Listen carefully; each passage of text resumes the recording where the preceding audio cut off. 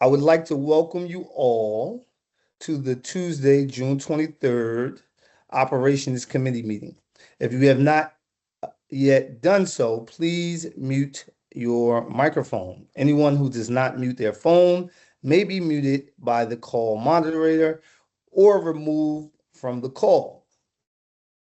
I will now read a roll call of the board to identify who is present with us at this moment. I'm sure others will be joining us due to challenges with technology, but let's move forward. Please identify yourself first before speaking. Commissioner Ames Messenger. Ames Messenger present. Good morning. Commissioner. Good morning. Thank you so much. Absolutely. Commissioner Simmons. Commissioner Simmons present. Good morning. Good morning, sir. Members of the public who would like to provide comment to this committee can do so by signing up the day before the meeting. Members of the public interested in submitting public comment during today's board meeting or a board operations meeting may sign up by email only at public.comment@bcps.k12.md.us. 5 people or groups can sign up for public comment. Types of email submissions. An email message attaching a statement no longer than 400 words to be read aloud by a board staff member, or an email message attaching a 3-minute video that will broadcast during the board meeting. Finally, the chat function during our virtual meeting will not be used as a tool for gathering feedback or answering questions from the public. If you have follow-up questions or feedback to provide the board, you can email us at schoolboard@bcps.k12.md, and the board office will provide you a response. We are going to now move forward with our agenda. Who do we have up first, Tanisha, for presentation this morning? Good morning, everyone. We have our AMP presentation up first. Okay, welcome, staff. And she just like, good morning.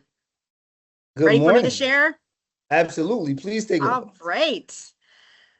Good morning, commissioners and staff and community attending. My name is Emily Nielsen, Chief Human Capital Officer, and I'm here to share our quarterly AMP update on behalf of my colleagues in Human Capital, IT, and Finance. It looks like it's not wanting to.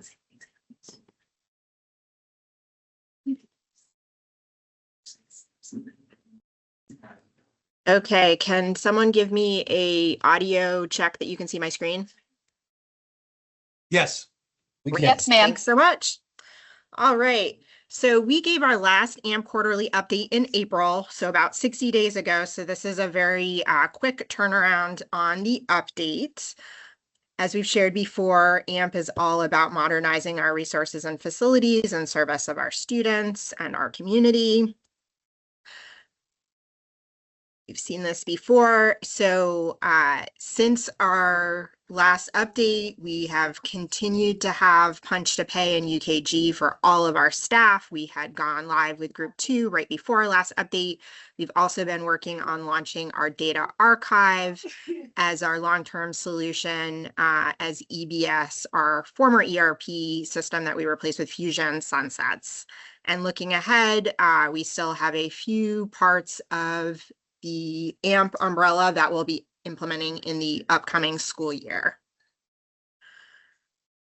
So I'm pleased to present that Group 2 rollout of UKG has continued to go smoothly. It's gone about as well as we could expect.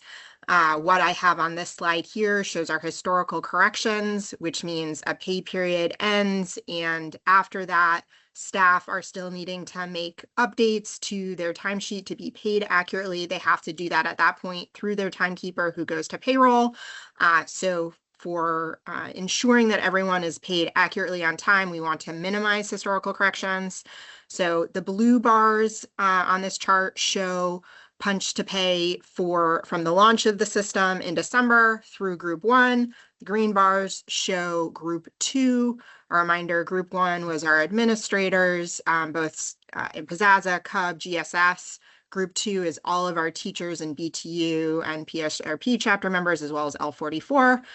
So we saw what we expected. There were more historical corrections, both when we launched the system and then when we launched it for all of our staff, but that quickly went down to a more manageable level that we're working to get to 0. So you can see that dotted blue line has a downward slope, which means we are headed in the right direction. Predictably, when Group 2 started punching to pay, there was an uptick in historical corrections, but that quickly balanced out. And we're seeing that we're headed in the right direction in the subsequent pay periods we've had since this slide was put together for sharing with the board. We're also seeing the right trend in our daily punching. So the last one was corrections to timesheets overall. This shows staff punching correctly on time each day. And although we don't have a trend line here, you can see there's an upward trend here. So orange is Group 1. We would see some variability, although still trending upward as we went from no one punching to pay to Group 1 punching to pay, more and more staff doing that correctly. And now we're seeing the jump for Group 2 and are moving to a place where a higher and higher and close to 100% of our staff are correctly and accurately clocking their time in UKG without the need for corrections, either during the pay period or historical corrections after the pay period ends.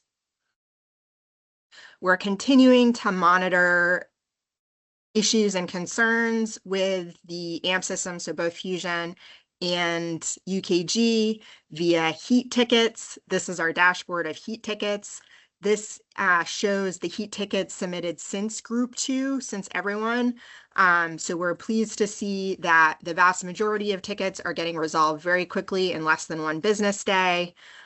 We're also seeing that the volume, when you're considering that 12,000 employees are using the system to clock in every day, having 255 tickets over more than about 2 months since we launched Group 2.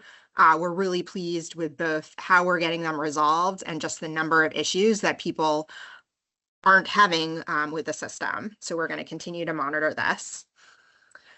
Other than the UKG punch to pay go live for Group 2, the other thing that we've worked on is supporting staff in transitioning away from EBS. So EBS self-service closed down for staff access in mid-June. We're in the process of decommissioning EBS because we've moved our data from that system into the /BI data archive. Oracle Fusion is now the place where staff can access their employee self-service, but we worked hard with notifying staff, working with our union partners to make sure that staff knew how to pull for themselves any records that they wanted to retain for their personal records from EBS before that access transition in June. We even had some live sessions with the union to support staff who wanted that level of support beyond the on-demand resources that we had available the whole time and really pushed out in May and June. This is a very busy time of year for the AMP teams because we're closing out the school year, preparing for summer programming, and then getting ready for the upcoming school year. So all of our summer programs are paid through P-Star, which is a module that we rolled out in December this year, the new P-Star 2.0. I'm pleased to share that Summer P-Star opened on Monday, June 8th. and we have budget designees across the organization entering the summer P-Stars for 10-month employees who are working our summer programs, including all of our summer school, who are paid via stipend. So that has been submitted in P-Star, approved through the P-Star queues. We will be starting summer school very soon, and those staff will be using UKG to clock in and out for their time worked on summer programs. And then finally, we are already looking ahead to school year 26-27. This is the first year we're rolling over between fiscal years in Fusion, HCM, and UKG. So we've been working with timekeepers to support them for that change. And we're also actively, didn't need to go quite so fast on that. We're also working with staff to make sure when they get back, our 10-month staff, we give them a quick refresh on how to punch to pay in case that might have gone to the recesses of their memory over summer break. We're also preparing all of our new staff to go through pre-employment in Fusion for the first time this summer, and ensuring that they are all set up with systems access and prepared for onboarding. So looking ahead, as I mentioned, we're getting our new data archive /VI up and running. We have a few more AMP projects that fall under this umbrella. But for next school year, we are moving to a twice a year update structure with operations committee, acknowledging that phase 3 was our really big push that we accomplished this year, and AMP is going to be rolling down and wrapping up. So with that, thank you very much, and I'll stop sharing to answer any questions that you might have for me or my AMP colleagues. Thank you, Chief Nielsen. I'll open the floor for my fellow commissioners if you have any questions.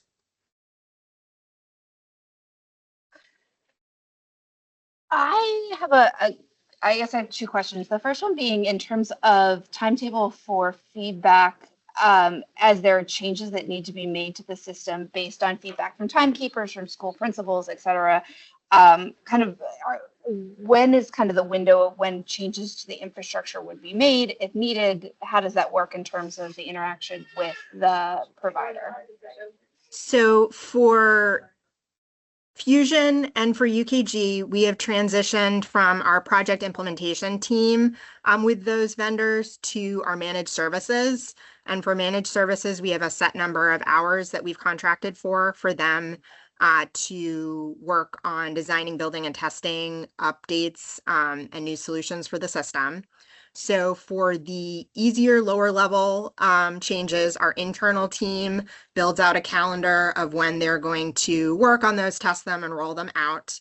For the bigger changes that we need our implementation partner, now IBM, to support on, we come to an agreement on a calendar of how they're going to do builds as part of managed services. So it's really on a rolling basis that we're our technical project team in-house and the managed services team with IBM are negotiating to make sure we're prioritizing the right things in the right order. But we can receive feedback and requests on a rolling basis, and we'll work to figure out the best cadence for the use of resources to implement those.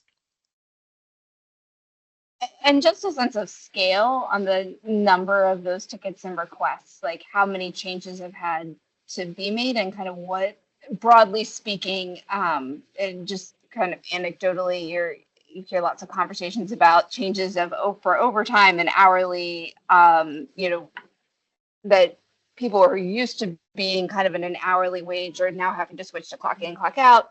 People who are doing after school programming, very much in the weeds, but just in terms of broadly speaking, what's the scale of how much is going to need to be changed on a rolling basis over the next year? How far are we through those changes? Kind of what's been feedback on how quickly we are responding to questions and concerns as they arise? Yep. So let me pull up the slide again with the heat tickets.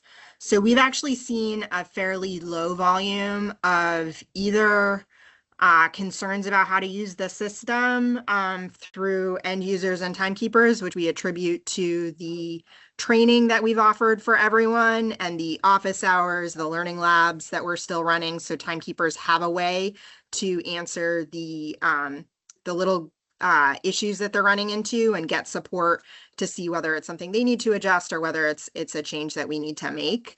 And so we had received 255 total heat tickets for AMP from Group 2 go live in April 20th to June 23rd. But the vast majority of those were the quick tickets that could be answered in less than 5 hours. For the ones that were taking more than that, like the longest time ticket by resolution that were more than 96 hours, which represents the ones that needed to have something built, we only got 29 of those in those 2 months.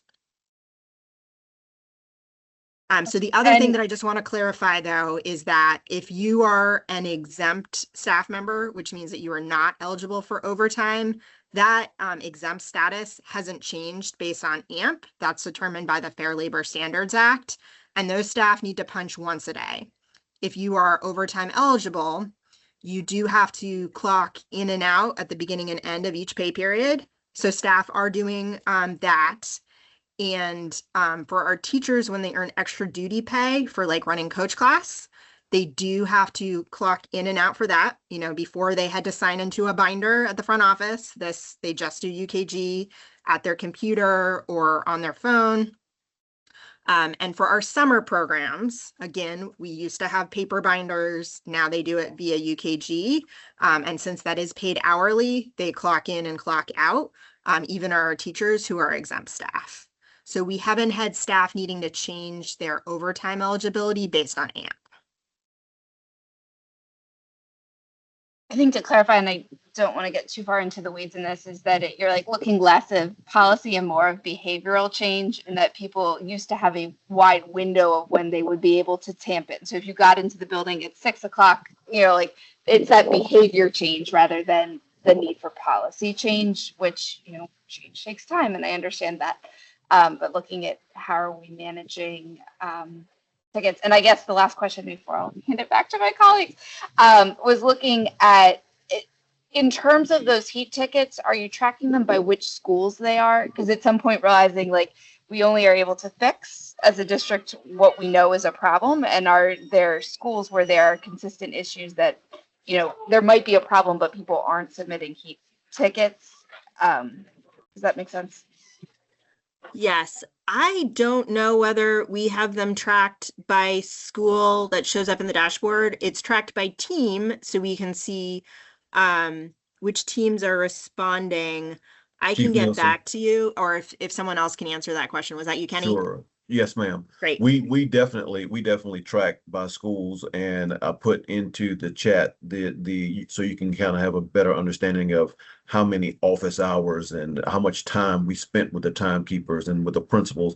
There were, even when our change champions, we had several principals and APs that were involved. So nonstop throughout the entire project, we spent a bunch of time, and then the OCM team, we would go in and see where the issues were coming from consistently, and we would personally reach out to those folks to make sure that they got the support that they needed. And then the feedback that we would get from the timekeepers and the principals, as far as if there were any behavioral issues that could, when I say issues, things that people were struggling with as far as clocking in, and how we could help them understand how to make sure that their change was handled the right way, and they could get the folks doing what they needed to do to not have any issues. It has been seamless. And so it's been really good. We've really been trying to be very proactive in how we get information out and help people get through the change, and it's been very positive.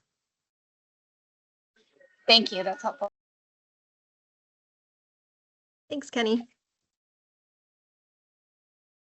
Appreciate the insight from staff and Ames Messenger for your insightful questions. Commissioner Simmons, anything from you? No questions.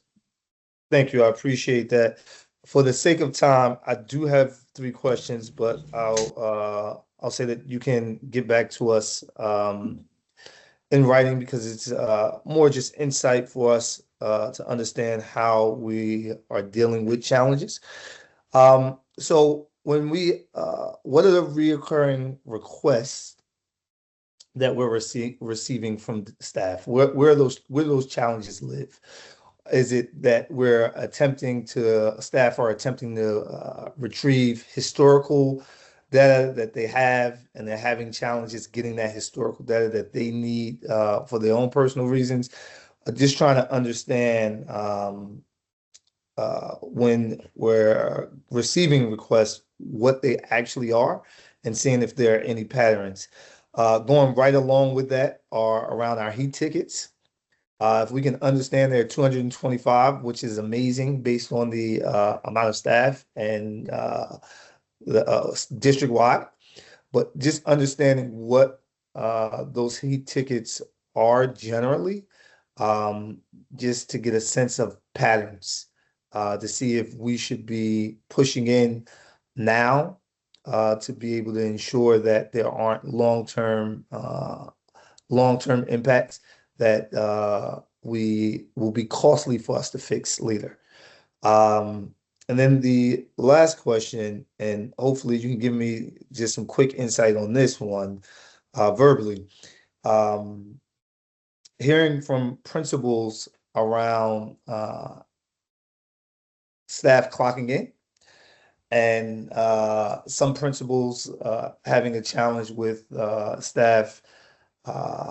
They would like staff to come into the office to clock in, and we have some principals that are having challenges with staff clocking in near the school or in the parking lot as opposed to in the school building. Are we hearing anything around this, and how are we supporting and how are we responding to those leaders who may be having such challenges? I know one principal reached out to me in sharing that he was setting the expectation that you need to be in the building when you're clocking in and you need to be there by reporting time. He more had lots of questions about how UKG was loaded with what type of PTO different folks could take in what intervals. And we're working on guidance to push out to staff so that there's greater visibility into that. I know principals have been working hard to communicate clearly with their staff about what their expectations are with the transition to the new system. But more what I've heard is that principals really like being able to pull up and see who is out for the day so that it's really easy to check and make sure that they have subs in those classrooms. Whereas before they had to have a secretary, scrutinize sign-in sheets on a binder, and that took time, and then text the principal, whereas now the principal can check it on their phone. But I do know that there are some principals who have had to work to really be clear with their staff about their expectations about what this would look like in their building, but haven't heard any insurmountable ones. More, I think, a sigh of relief that this has gone as smoothly as it has to roll out to all of their staff since April. Understood. And along with that, can you just give me a little bit of insight around the geofence capabilities that this has, and who is using who actually has access to the geofence capabilities that this offers? Yep. So you'll remember that we do not have geofencing turned on, and that was a decision because that would mean that if you are a itinerant staff, like a related service provider who's assigned to a variety of buildings, you would be locked in where you could sign in. Also, teams that central office teams who spend most of their time out at schools, like a manager of school operations support, geofencing would not work for those. It also doesn't work for the limited number of central office staff who telecommute on a limited basis. So we don't have geofencing turned on. What we do have is geolocation, and everyone who uses the mobile app for UKG has to agree to geolocation. And so as a supervisor, you can see where someone punched in from if they use the mobile app. So if staff are habituated to coming into the front office and clocking in there instead of signing in a binder, this doesn't matter. It doesn't track you because it knows that the wall unit is in the office. But a staff member who's using the mobile app, you can see where they signed in from. And we do know that that can support managers who are having issues with staff timeliness to see from where they're logging in. We do not encourage every manager spending time each pay period looking at the geolocations of their punches, but it is a tool if you have a staff who is demonstrating problematic behaviors to either document that they're not meeting expectations, or if you need to shift expectations about how and where they clock, you then have the evidence to back that up. I appreciate the insight and the collaboration. If there are no other questions, we're going to thank you for your time. And I believe we have our school police report card survey up next. Thanks, We're everyone. excited. All right, thank you. Hey, good morning. Good morning. Good morning. Welcome. Excited to hear what our survey is telling us. Yeah, so let me get it up on the screen. Can someone give me presenter access? I think you have to toggle me over. Or can you guys see it on the screen? There we go. Awesome. All right. Thank you guys. I'm Chris Wan. I'm the Director of Research and work in OAA, and have been a part of our work on the school police report card survey now for almost a decade. We were supposed to present this originally last week in Safety and Wholeness Committee. That meeting was canceled, so we're doing it today in operations. I'm also joined by Chief Shorter, as well as a student group, Youth as Resources, that'll be doing a short presentation at the end of mine. So today I'm going to go through some background on the survey, how it was administered, and then we'll get into our results. This work is aligned to Board Priority 4 about effectively engaging all of our stakeholders. As I mentioned, this survey has been going on for just about 10 years in the school district. It started in partnership with several student groups such as Youth as Resources, Baltimore Algebra Project, and has included a number of other student groups over the years to give us input into our questions and survey collection methodology. The point of the survey is to gauge the quality of relationships and interactions between our school police officers and students in our schools. It's a student-only survey, so we don't give this one to staff. Oops. Am I not in presentation mode? I'm sorry. Oh, let me see. It is on my screen, so let me see if I can. Okay, I think I got it. Sorry about that. The survey, as I mentioned, been developed in partnership with a number of youth-led organizations over the years. Most recently, we've included our Student School Police Advisory Committee. And ultimately, this survey was incorporated into the School Police Policy, ECAE, in 2018. It's used by school police to judge how their relationships are going in different schools with different students. And we do this every year in the spring. So want to just go over some of the administration details. We have a real highlight in our first data point here. So you can see this year we had, I think, the highest level of response on the survey that we've ever had, as I've been working on it for a number of years. We had 5,211 students take the survey. That is up significantly from last year, where we had just about 3,800 and then 2,900 the year before. So that's a really big increase. That improves the quality of our findings. It also means that we're able to reach a lot more students and get their voices incorporated into the work that school police are doing. So that's a huge success.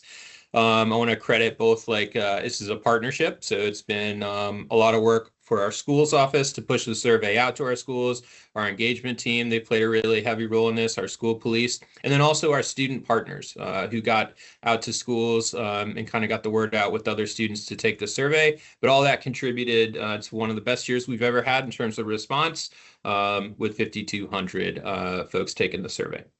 We do the survey every year, and it typically happens in the spring. So you can see a little variation in the administration windows over the year, but we like to end the survey before our seniors graduate, which typically happens in the middle of May. So we can make sure we hear with them before they take off for life after high school. The schools that are included in the survey, we do not give this to every student, every school in the district. It is only administered to schools that have permanently or regularly stationed police officers at the school. And that typically tends to be most of our high schools and some of our middle schools. So this year we had 28 schools take the survey. And we had good response rate really across the board. There were a number of schools we heard from that had at least a quarter of their students respond. And then most of our schools had at least 15% of their students respond. So we're not just hearing all of our results from one or two schools. It's being spread out across the district, which is what we like to see. Finally, no new questions were added to the survey this year. We go through a process of revision with our student groups every year. We did tweak some of the questions and change some of the response options, as well as remove a couple questions, but no new questions were added this year. So we'll jump right into our results. One of the first questions we asked students on the survey is, how would you describe your relationship with your school police officer at your school? We have last year and this year's data here. We can see in both years, 60 and 67%, the majority of students report that they don't have a significant relationship with their school police officer.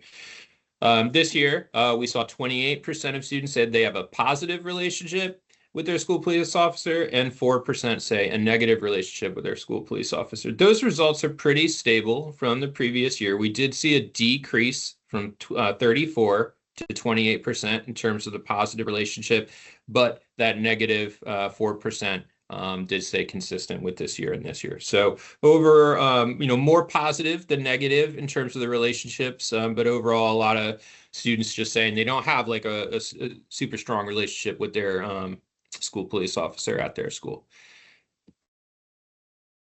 Next. Getting into some other questions we asked students on the survey about how visible school police are and how they contribute to the school environment. We asked students, in your opinion, what's the most important contribution school police make to school climate and culture? You can see the big answer there is school safety, with some students noting that they also help with relationships, rule enforcement, and conflict resolution. We added a couple new responses. Those are asterisks this year. So students can say they didn't contribute, they contribute in other ways, or they participate and contribute through activities at the school. So we heard a small fraction of students report each of those. When we look at the question, how often do you see or interact with the officer at your school? We added a new response option. Previously, it was every day, weekly, monthly, or not at all this year. We added annually, then you can see that, or yearly, and that got 24, about a quarter of our students report seeing their police officer like once a year. 27% are seeing they haven't really seen them yet this year. And the rest of our students are seeing them more regularly on a daily, weekly, or a monthly basis. So it's not exactly easy to interpret the results because we added versus last year, because we added that new response option, but just there's a wide range of visibility that our students are reporting, anywhere from every day to not at all during the school year. The next question we ask is about conflict resolution. So we only asked this question to students that reported that they at least saw their school police officer on a monthly basis. So if they answered yearly or not at all, they're going to fall into that 52% of our students that said they had low or no police interaction this year. Of the remaining 48% of our students that did have interaction with school police, most of them, 33% of the total, say they haven't witnessed any kind of conflict the school police were involved in, or haven't been personally involved in a conflict that involves school police, leaving 15% of our students saying they either witnessed or were involved in a conflict that school police had a presence in. Of those 15% of the students, we asked them, did you feel that school police handled that conflict or incident appropriately, or was their response not appropriately? And the answer we hear there, 78, about 80% of our students are saying overwhelmingly that they felt like with what they witnessed, school police handled the conflict appropriately. And that number has been pretty consistent as when we've done these surveys in past years. We ask a follow-up question to those students. If they witnessed a conflict, what did they see school police do to address the conflict? What techniques did they use? Overwhelmingly, our students say they witnessed school police use discussion, conversation, talking to students, and or physical separation. So just separating kids, like in the case they might be having a fight or altercation, they'll be separated. We do hear that occasionally kids are reporting things like use of a baton, mace pepper spray, which, I will point out is down 6% from a previous year. So we're hearing about that a little bit less than we have in the past. And then we also, putting students in handcuffs or placing students under arrest. We hear a fraction of our students report. So discussion, conversation, and physical separation tend to be what they witness the most in terms of conflict resolution. We then ask a series of Likert scale, agree or disagree questions to our students about the quality of their relationship with school police. We ask them questions like, do you feel like school police are respectful? You can see that 85% of our students agreed with that statement. So we have a kind of abbreviated the questions here. We have a complete list at the end of the presentation for reference. We also ask kids, do you feel your school police officers approachable, dependable? Do they contribute positively to your school environment, help you feel safe, encourage you, and things like that? Across the board, we can see that the majority of kids agreed or had positive responses to all these questions. I will note that in comparison with last year, we did have some small decreases to a number of our questions. So you can kind of see that overlay. Last year's data is in the blue and this year's is in the yellow. While there was a small decrease to some of those questions, they are still above 50%, are still in the majority positive range. We did not have comparison for understand issues and sharing opinions and ideas. Those response options were changed and we asked the question a different way. So we didn't want to compare it to last year. So these are our results overall, pretty consistent with what we've seen in past years. Students still reporting that overall they feel that police are respectful, contribute to their school environment.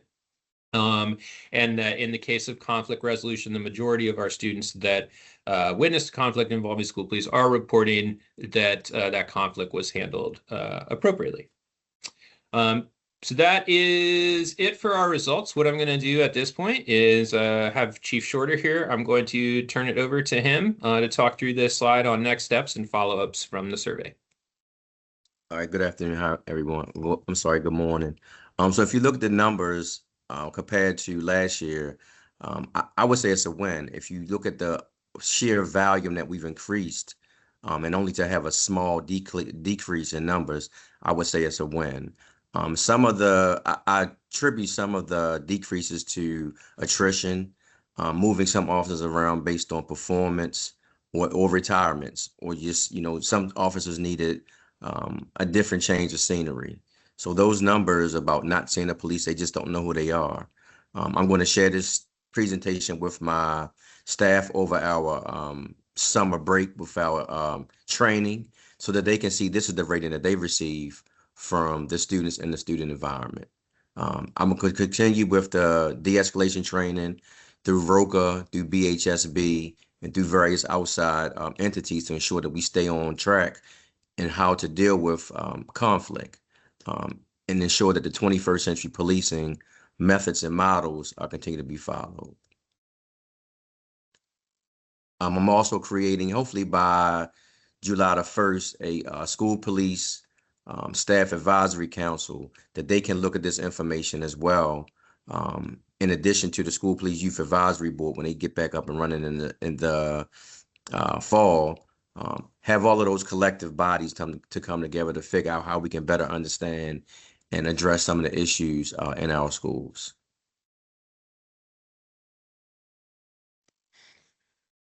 All right, thank you, Chief Shorter. So to end our presentation today, I'm going to hand it off to one of our student advocacy groups, Youth as Resources, or YAR. And they have a short presentation. They've reviewed the data on their own. I'd like to give you guys their thoughts about it. So at this point, Julie, if you guys are on the line and you want to share your presentation, you can take it away. We're here. Hello. Hey, Julie. Hey, guys. Hey. Morning. Good morning. Good morning.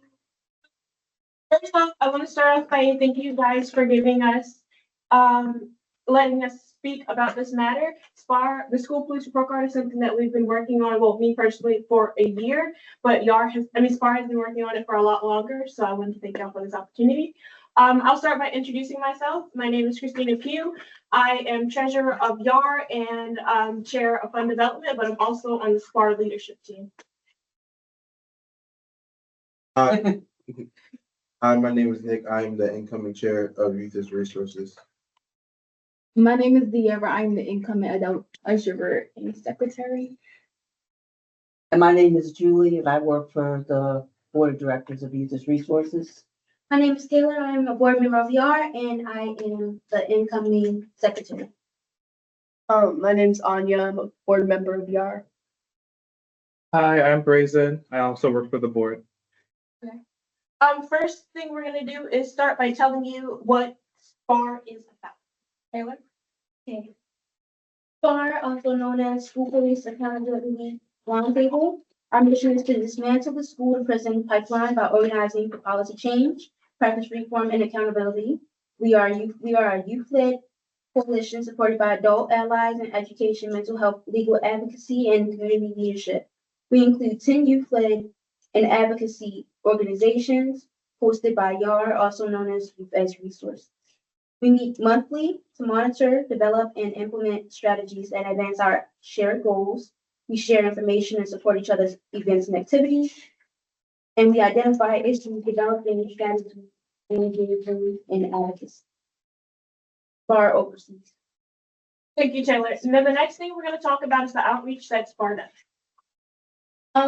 So this is what we did for outreach for participation for the school police report card survey. We wanted to increase student participation in the school police survey and strengthen understanding of why it matters. This is how we promoted it. We had social media posts, word of mouth, lunch pop-ups, flyers, clubs, classroom visits, teachers, and administrator engagement. We had 14 youth organizers in teams at Carver, Mervo, Dunbar, Douglas, and Excel Academy. Our efforts really paid off. So our survey participation was at an all of time with over 5,000 students completing the survey and increasing their understanding of the importance of the survey and getting their opinions heard. Right here, you can see some pictures of us working on the data that we got from the school police report card. SPAR is not only made up of YAR itself, but other outside organization participants. So everything that we do, we take great importance of, and we put a lot of work into. Okay, so moving on, we just wanted to review some of the key positive trends that we found after studying the data. So as aforementioned, we had a great amount of participation in the survey this year. And from the survey, we also see that district-wide, 85.4% of students reported that the school police officers are respectful. We also had a decrease in the use of pepper spray as a form of intervention, and we also want to thank Chief Shorter for addressing that concern of ours. Additionally, we also received more information about the level of relationship that students have with school police, and this is really based off questions like how often they interact with school police officers or even see them in their schools. By rewording some of our questions and shortening the survey, the students felt more inclined to complete it, which then provided us with better information because we could just get a variety of responses and we had more access to what the students were really thinking about when they're interacting with school police. And last but not least, considering the history and challenges that we've had with the survey, we worked very hard at Excel Academy this year to get the survey filled out, which helped the students better understand the purpose of the survey and also help to just communicate why it is important for them to fill it out, because we wanted them to know that their voices do matter on this. Because not only are they working with the school police, it's also a concern of their safety. So we just want to make sure that we understand where they're coming from so that way we can move forward and improve upon it. Okay, unfortunately, not all the information that we got from the school surveys were all positive. Some of the scores from last year have become lower. Many students have little to no regular interactions or relations with the school police, as we've seen from the data this year. Discussions about discussions in interventions have decreased while handcuffs have increased this year. Students feel less safe at school. School police do not make them feel safe, as shown in the data. Overall scores for satisfaction with the role of school police have decreased, and lower scoring schools remain a continued concern. But we do recognize that the decrease that this year MACE has decreased. We do recognize that the use of MACE this year has decreased, and that is a positive trend. These are two major things that are alarming to us that we want to address.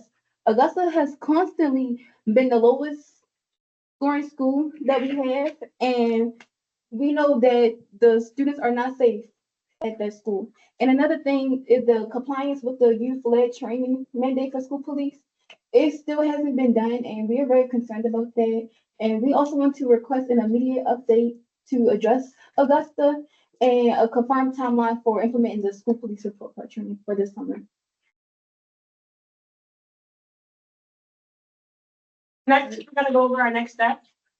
So for our next steps this fall, we want to engage students and the school staff in discussions to analyze their results, and based on both the data and some lived experiences, we want to develop recommendations to improve the role and relationship with school police. FAR will implement and monitor these recommendations, and we hope to see improved results. We plan to return to Excel, Dunbar, Merville, and Douglas, and are open to other schools if access can be provided to us. This strategy was developed from a discussion earlier this year with Commissioners Muhammad and Simmons, and we would like to return in the fall to present our recommendations from the focus groups.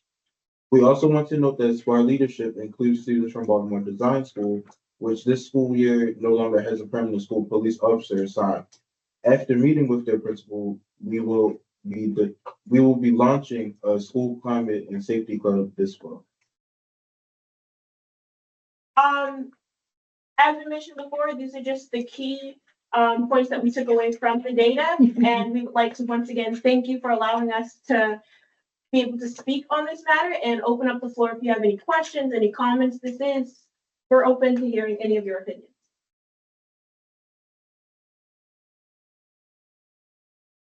Thank you so much, guys. So if we have any questions from the commissioners for myself, Chief Shorter, or our students, be happy to take them at this time.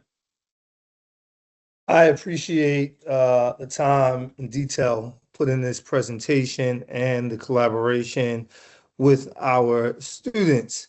Always their voices bring a level of value to this conversation because their insights are the closest to what we are attempting and who we are attempting to serve. With that, I'm going to open up the floor to my fellow commissioners for any questions and or statements. Are we still good morning? Good morning. Yeah, it's still morning. So good morning, and thank you for both of you guys, both groups, Chris and Chief Shorter and Youth as Resources. Thank you for your thorough presentations. Youth as Resources. I have a question. Just thinking about the work that you guys have put into over the school year, connecting with students, being in the different schools. What does it look like to add more schools for you guys? And then also, what does collaboration with maybe with some other youth organizations to kind of get to the point of recommendations? What does that look like for you guys? The young people gave me permission to speak. Isn't that amazing? So the first question, Larry, was what does it look like for collaboration? First of all, I would be remiss to not thank Chief Shorter for listening, because we met with him a couple of months ago, and I do know that De'Ara, and I think we all share our frustration with the youth-led training, but we know that Chief Shorter inherited that and is not the cause of it and is working to make that happen. So I just want to be clear about that that's a problem he didn't cause. So more collaborations. We collaborate with a lot of youth groups through SPAR. And if you're asking what does it look like to replicate this strategy in other schools, I think they said I could speak because it looks like more money to hire more students. Right? Because you don't work for free. Well, maybe you do. Well, that's great. But most people can't afford to work for free because, and neither can our young people after a certain amount of hours. So it looks like, and overlapping, we're hoping to present on this to Commissioner Muhammad in the fall, sort of separate, is the strategy we have with climate clubs, which helps to spur this. And we are going to be looking for a citywide strategy where other youth organizations can apply to have climate clubs, because I mean, we can't, right? You know, we can't do them in every school, but even for us to increase, it looks like more money. We're currently operating in a deficit, and so it looks like more money. And the climate clubs are an arm of SPAR.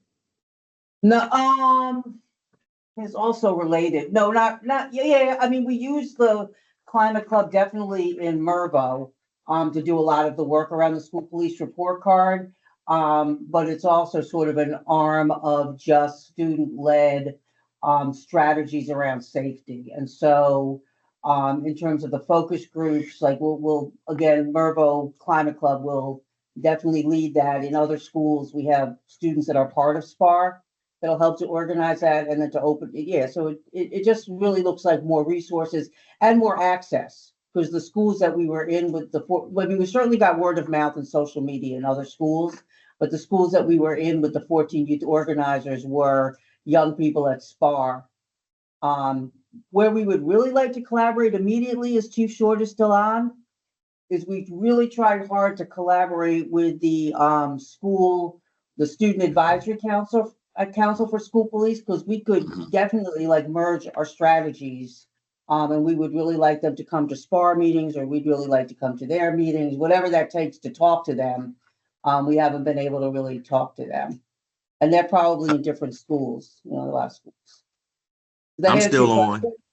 Yeah, I'm still on, Julie. So we've been just trying to get them up and running, just to give them a baseline of what's expected from us, and then develop and learn what their expectations are of us. So we just didn't want to intermingle the multiple groups, because people have different points of view and different perspectives. So we didn't want to, I guess, like take what they should be doing or what they think they should be doing and get distracted. So once we get them up and running, then we can revisit that at a later time.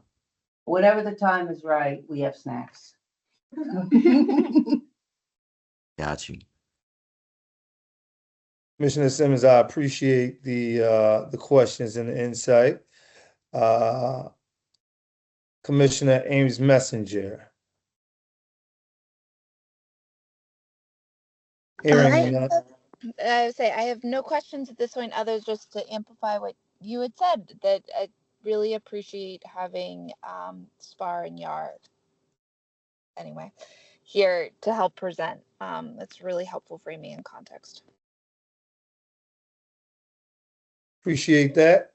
And I'll say that I think that having the insight of our students, again, is helpful. My question is really going to be based on a concern that the students brought up, and it's really just around our ability to disaggregate the data to a particular geographic area to see if we see trends in a particular geographic area or particular schools, and see if we do have that ability, if we're using the data to help support us in the decisions that we're making around placement and training throughout the summer and throughout the year. So. Yep, absolutely. And we take a look at data by school.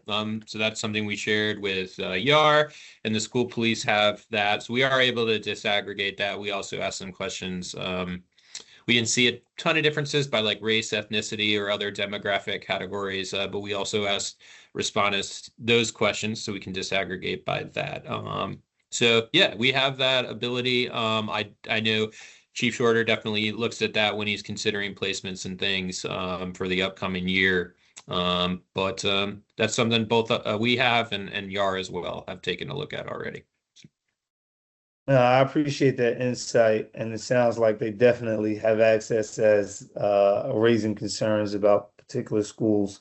So looking forward to being able to hopefully get some insight from our trainings over this summer, and really being a little bit more hands-on and seeing how that those trainings and what we found that was positive, and where we find opportunities for growth, what that looks like in our trainings, and being able to see that. I see that Chief Shorter has his hand up. So before we move on, Chief Shorter. Just the last thing I have, and I appreciate you, Julian. Appreciate you, Young. The last meeting we had was really, really productive. We made a lot of headway. I think we cleared the air from some things that hurdles we had in the past. But what I would say is, during the course of our presentation throughout the communities and internally with the school different committees, Dr. Durant brought up a very interesting point that I'd like to just raise, that, you know, sometimes no interaction isn't a bad thing. It just may mean that, like, there was no reason for a school police officer to specifically interact with a young person, especially when our primary through ECAE talks about the engagement for law enforcement purposes. So we have our community outreach sergeant who's in 32, has programming in 32 middle and elementary schools. And as we get more staff, we plan to move those off, you know, as new people come in. We plan to put those at those lower level schools and work our way upwards to the high schools to plant those seeds, so that 4 or 5 years down the line, the relationships will be outstanding. I appreciate that. That insight is really aligned with the work that the board is doing around wholeness, ensuring that our officers are being used in the appropriate ways. And if we find that the data is telling us that a school that's having less incidents, that they are actually, they don't see and they don't interact with their officer as much, then it could be a great sign. So I appreciate you raising that. Commissioner Simmons. I appreciate Chief Shorter for addressing that, because that was a question I could not really wrap my head around completely. Just understanding, are we looking for, so we have these punitive relationships that often happen with officers and schools and school communities, but what are those opportunities for officers to participate in a non-punitive way and being a part of the school community? Is that what that question is about, right? Having a relationship with your assigned school officer. I'm just trying to understand that question completely, because, you know, sometimes, like Chief Shorter raised, no interaction sometimes is good interaction. Yeah.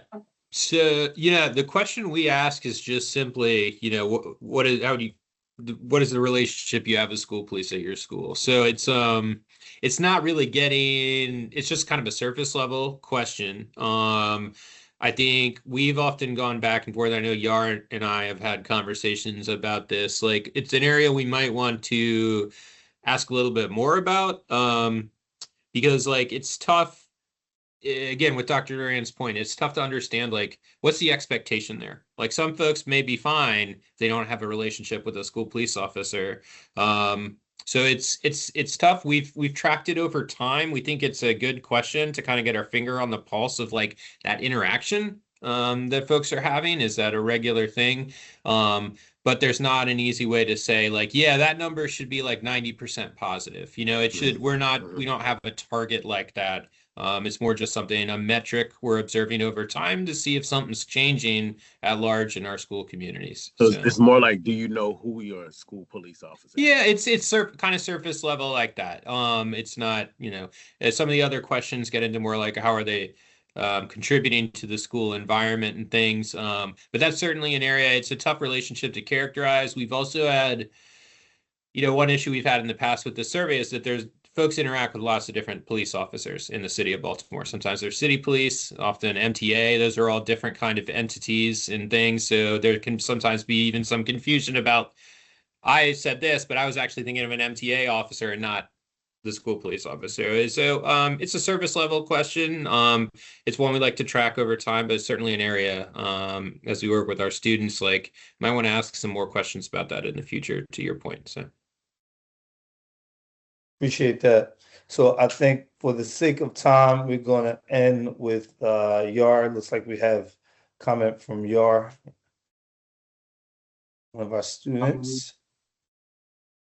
Yes, so just to kind of circle back to that question, as we tried to state before, a lot of the times when we ask about the relationship of students and school police, it's more indirect and it's not saying, oh, how cool are you with your officer? It's more based on how often they interact, but not necessarily in like a friendly manner. But how often do you even see them?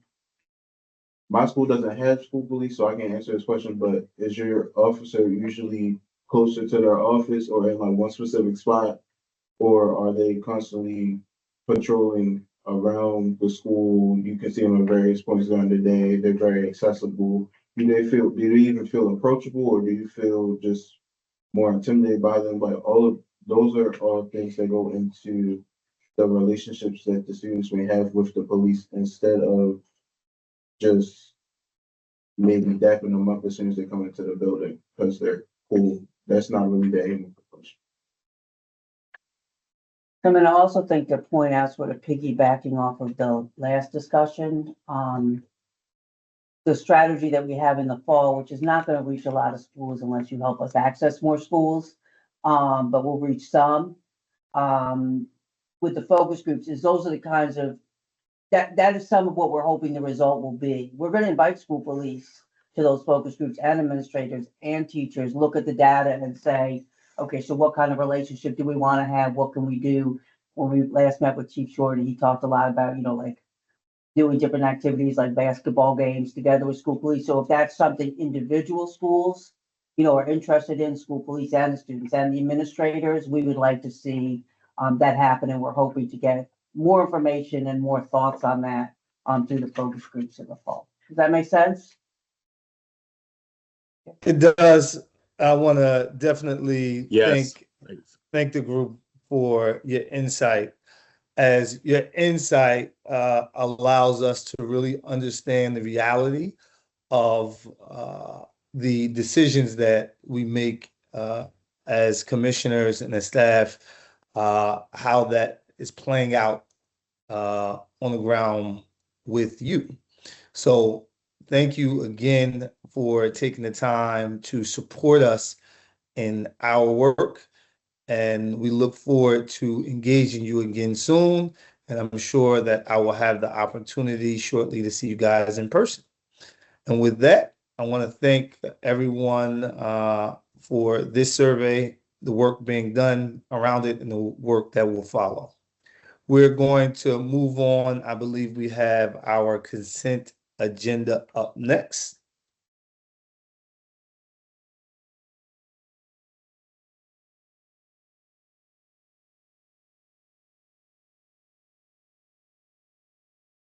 Do we have staff procurement agenda, excuse me?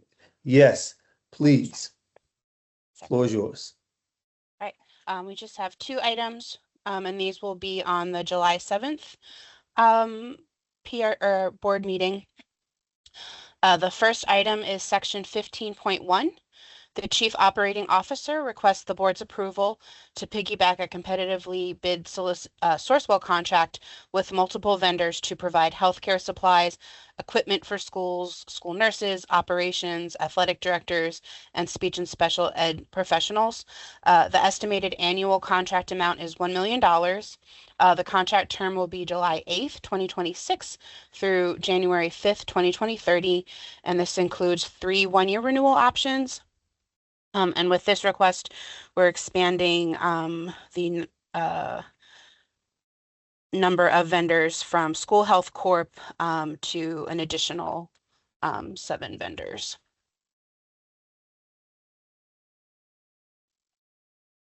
Any current questions here? No questions. No questions. Right. The next item is section 15.2. The Chief Operating Officer requests the board's approval of a contract with Bus Planner USA to provide transportation routing and planning software to city schools. The estimated initial contract amount is $1,373,096. The contract term is August 1st, 2026 through May 17th, 2027, and it includes one-year renewal option. And this is also a piggyback. Any questions? No, sir. Okay, hearing none, we are good. Thank you so much. And I believe that there are no public comments today. So we're going to be able to give everyone a little time back. As is our norm with safety and wholeness, we're actually going to close out today with a quote, since we weren't able to do it, in safety and wholeness. So with that, our students have spoken. Some affirmed some of our challenges. All of them gave us a gift of perspective. Our work ahead is not to defend our data, but to learn from it. Because every step forward towards stronger relationships within our schools creates safer schools, greater trust, and a step towards wholeness that our children deserve. And in operations, we are also creating whole schools and whole scholars. With that, I say thank you and have a good rest of the week. And for those of us who have the ability, enjoy your break. You have certainly earned it. And we'll see you next time. Peace. Don't forget to vote. Hey, vote. Peace. Have a good one. Thanks, everyone.